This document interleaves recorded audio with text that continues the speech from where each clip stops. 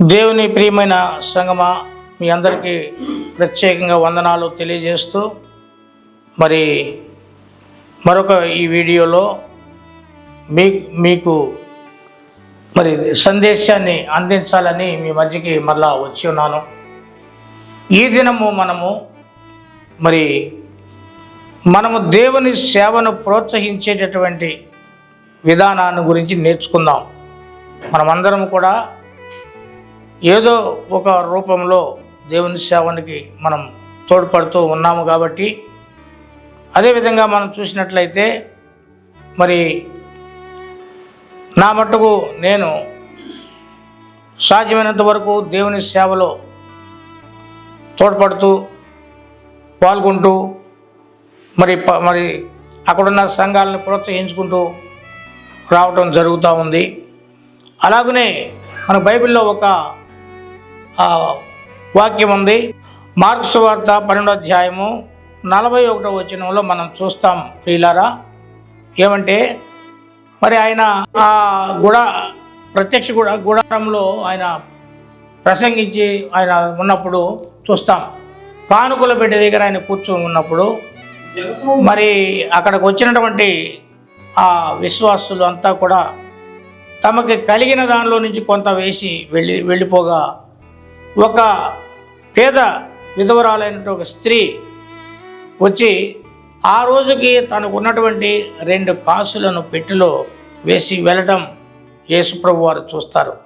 అప్పుడు యేసుప్రభు వారు శిష్యులను పిలిచి చెప్తారు, చూసారా, ఈ వేసిన వారు అందరిలో కల్లా ఈమె ధన్యురాలు, ఎందుకంటే తనకున్నటువంటి 2 కాసులను ఈ పెట్టెలో కానుకగా వేసి ఉన్నది అని నేను నిశ్చయంగా మీతో చెప్తున్నాను అంటాడు. కాబట్టి దేవుని యొక్క మరి ఆ ప్రకటన అనేది ఎలా ఉందంటే, ధన్యత ఏ రూపంలో మనకు ధన్యత ఇస్తాడు అంటే, మనం మరి దేవుని సేవలో ప్రోత్సహించడం వల్ల మనం ఒకరినొకరు ప్రోత్సహించడం ద్వారా సంఘాలను అభివృద్ధి చేయటం ద్వారా కూడా ఎంతో మరి దేవుడు ఆశీర్వాదం ఉంటుంది.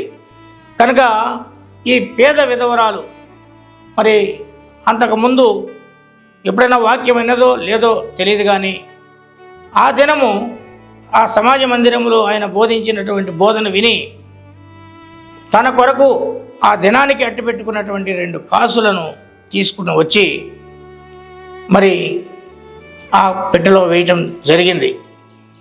దేవుని యొక్క వాక్యము, దేవుని యొక్క మాటలు ఎంత ప్రభావితం కలిగజేస్తాయంటే, మనలో ఉన్నటువంటి ఆ యొక్క దయని, మనలో కూడా ప్రేమ, దయ ఇవన్నీ దాగి ఉంటాయి. కాబట్టి అది దేవుని వాక్యం విన్నప్పుడు మనలో అవి బయటకు వస్తాయి.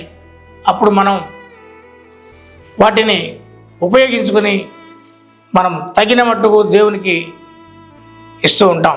కనుక ఈ విధంగా మరి మేమైతే ఈ సంస్థ ద్వారా అనేక కార్యక్రమాలు ఇంతకుముందు చేశాం. ఎందుకంటే మనకు కలిగిన దానిలోనే కొంత తీసి కొంత మరి సహకరించడం జరిగింది.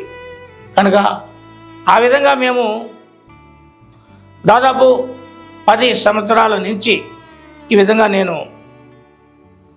సహకరిస్తూ వస్తున్నాను. అయితే ఇప్పుడు ఇంకా బాధ్యత పెరిగింది. ఎందుకంటే దేవుని వాక్యము మనలో ఉన్న బాధ్యతని పెంచుతూ ఉంటుంది.